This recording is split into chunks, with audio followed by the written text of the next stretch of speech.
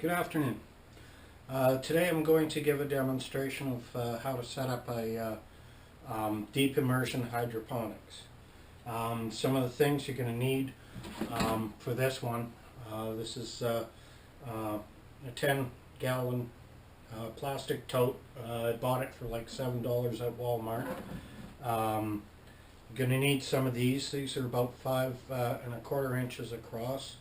You'll need these pot shards as well, available from hydroponic stores and growing stores.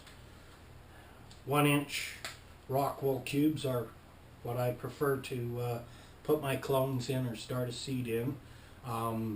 Peat pellets are perfectly fine as well.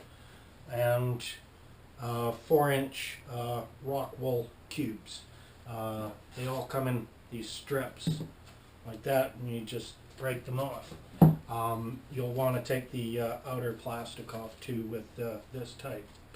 To prepare it, you cut these holes in the lid big enough for your basket to fit in like that.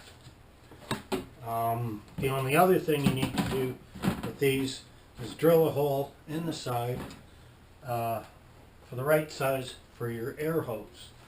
These I got from Walmart, like $15.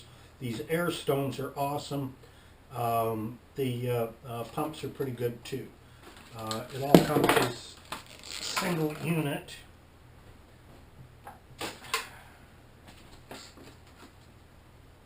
And ready to go to work.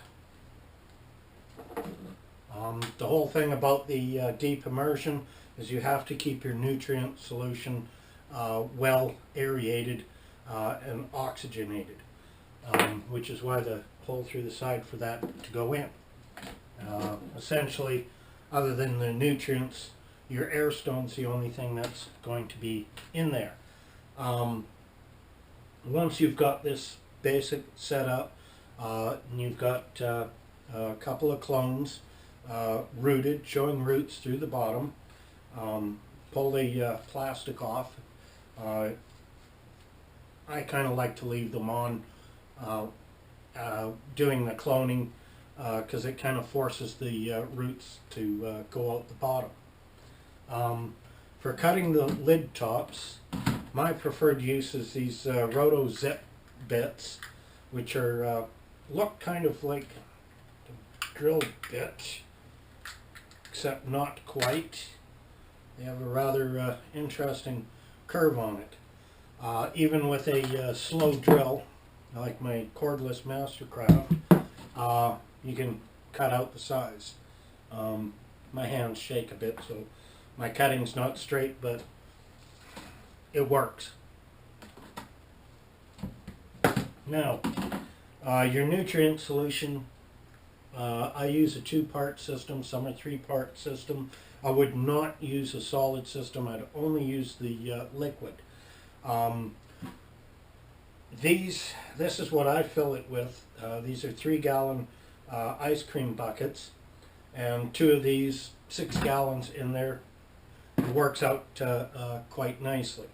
Conversely, you can get these, and they're good for 1 plant, and you can grow them in these. I've worked it before. Just remember your air stone and pump. Once you've got your nutrient solution in there and your holes in, your air stone on the bottom and such with your hose coming out, put in your grow tent or whatever you have set up.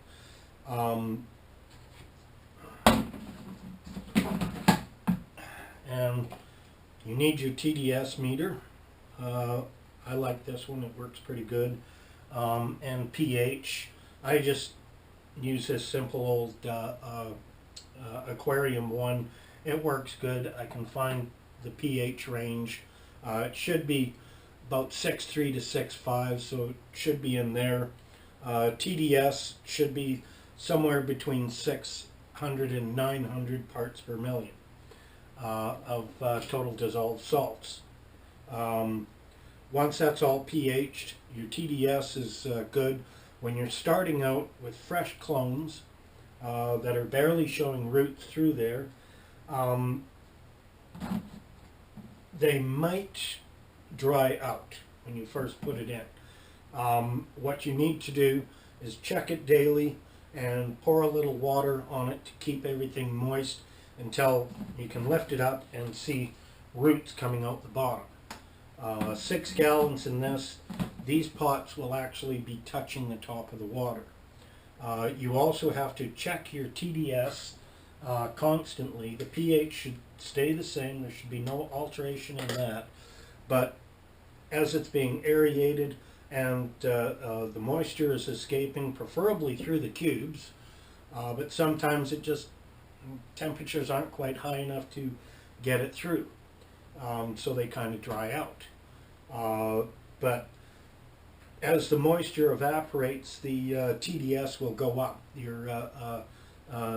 The salts will become more and more concentrated, so you have to watch that and add pH balanced water to that to keep it within the range. For a start off range, maybe 6 to 8. 100 parts per million, no more than 8. That's kind of high when it's first starting and it's a new plant.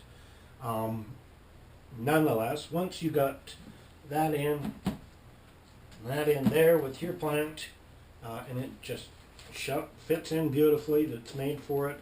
It's round, so it fits the peat pellets perfectly. But peat pellets, well, it's a bit more messy than the rock wool. Rock wool is totally innocuous. And put it under your lights and let her go.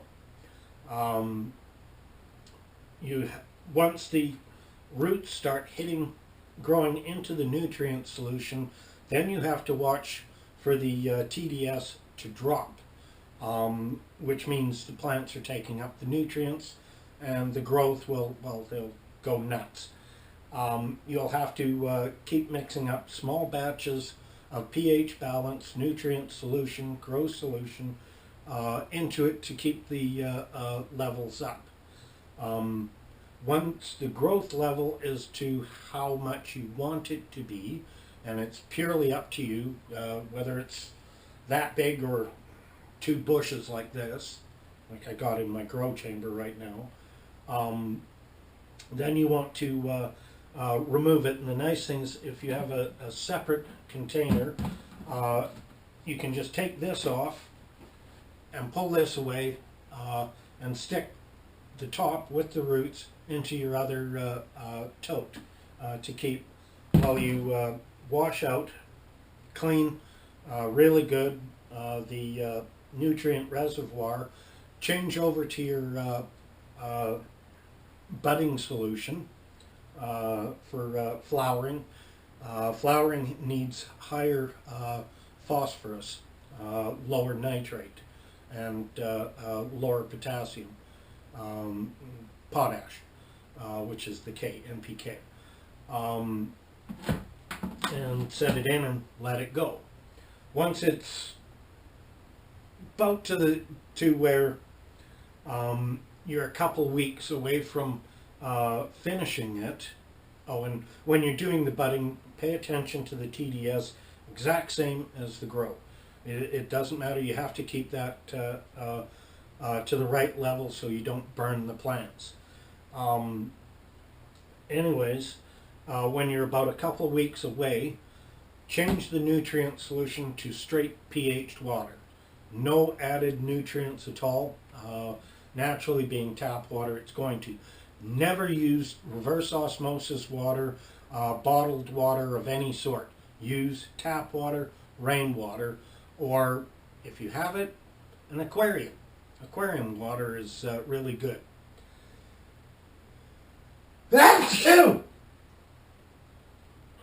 Promise you. And that's basically all there is to it. You just set it under and let her go. It's really important at the end, at least 2 weeks of straight water, pH balanced water, so that it gets the nutrients out of the plant, excess nutrients, so it comes up with a really nice pure, clean smoke. I've been extremely pleased with what I've achieved so far, and I hope you will be too with your results. Any questions? Just ask. Okay? Thank you.